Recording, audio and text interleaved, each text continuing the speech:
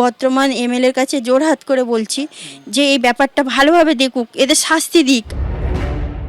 বারুইপুরে নাবালিকাকে নৃশংসভাবে নির্যাতন করে খুনের ঘটনার রেশ এখনও কাটেনি। শনিবারই নিহতের পরিবারের আবেদনে সাড়া দিয়ে বারুইপুরে নতুন পুলিশ ফাঁড়ির উদ্বোধন করলেন মুখ্যমন্ত্রী শুভেন্দু অধিকারী। তার ঠিক 24 ঘন্টা আগে ফের একবার সেই বারুইপুর পুলিশ জেলার আওতাধীন নরেন্দ্রপুরে এক মহিলা বিজেপি সমর্থকের উপর নৃশংস অত্যাচারের অভিযোগ উঠল। প্রথমে ন্যাড়া করে ব্যাপক মারধর, তারপর গলায় ফাঁস দিয়ে খুনের চেষ্টা, এমনকি ব্লেড দিয়ে জিভ কেটে দেওয়ার চেষ্টা পর্যন্ত হয়েছিল বলে চাঞ্চল্যকর অভিযোগ করেছেন আক্রান্ত মহিলা। আর গোটা ঘটনায় অভিযোগ উঠেছে সোনারপুর উত্তরে প্রাক্তন তৃণমূল বিধায়ক ফিরদৌসী বেগম এবং তার স্বামী নজরুল আলী মণ্ডলের অনুগামীদের বিরুদ্ধে।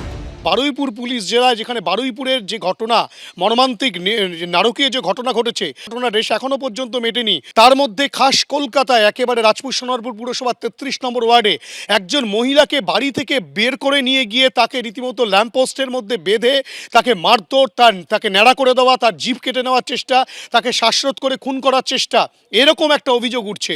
4 জন প্রথমে ঘরের মধ্যে যেমন পেরেছে সে তেমন মেরেছে। ওখানেই গলার মধ্যে ওড়নাটা ফাঁস দিয়ে মারার চেষ্টা করেছে। আমার মেয়ে যখন মা করে কাঁদছে যে আমার মা বাঁচবে না, আমার মাকে ছেড়ে দাও, একটা খুন্তির বাড়ি বাচ্চাটাকেও মারে। জমি করে ঝগড়া করছে তো চল ওর জমির ওখানেই নিয়ে যাও। বেঁচে টানতে মাঠে নিয়ে যায়, নিয়ে গিয়ে বাঁধে। যে যেখান থেকে পারে 7-8টা মতন মহিলা ছিল আর 3টে পুরুষ ছিল, যে যেমন পারে মেরেছে। নরেন্দ্রপুর থানা এলাকার বাসিন্দা এই দম্পতির ওপর আগেও তৃণমূল আশ্রিত দুষ্কৃতীরা হামলা চালিয়েছে বলে অভিযোগ। 2025 সালের 5ই সেপ্টেম্বর একটি জমি কেনায় এই দম্পতির থেকে 75,000 টাকা তোলা চায় তৃণমূল আশ্রিত দুষ্কৃতীরা। সেই টাকা দিতে অস্বীকার করায় নেমে আসে অত্যাচার। সেই সময় মারধরের পর বাড়ি থেকে বের করেও দেওয়া হয় এই দম্পতিকে। পরে পুলিশের সহযোগিতায় বাড়িতে ফেরেন তারা। পরবর্তীকালে সেই জমি সংক্রান্ত বিবাদ আদালতে গড়ায়। শুক্রবার আদালতের একটি নোটিশ পৌঁছয় দম্পতির বাড়িতে। অভিযোগ, সেই নোটিশ আসার পরই তার বাড়িতে চড়াও হয় তৃণমূল আশ্রিত দুষ্কৃতীরা। যারা মারধর করলো তারা কোন দলের, কোন রাজনৈতিক দলের? কি করতো?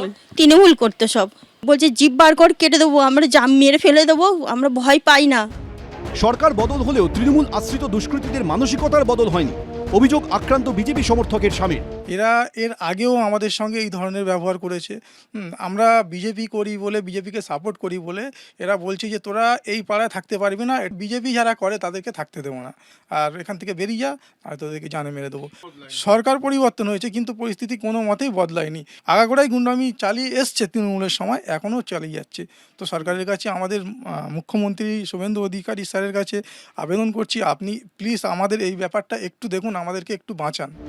শুক্রবার রাতে নরেন্দ্রপুর থানায় এই ঘটনায় এফআইআর দায়ের হয়েছে। অন্যদিকে এই নিয়ে এলাকার প্রাক্তন তৃণমূল বিধায়ক ফিরদৌসী বেগমের সঙ্গে যোগাযোগ করা হলে তিনি জানান অভিযুক্তদের তিনি চেনেন না, পুলিশ প্রশাসন যা ব্যবস্থা নেওয়ার নেবে। হিন্দল দে, এবিপি আনন্দ।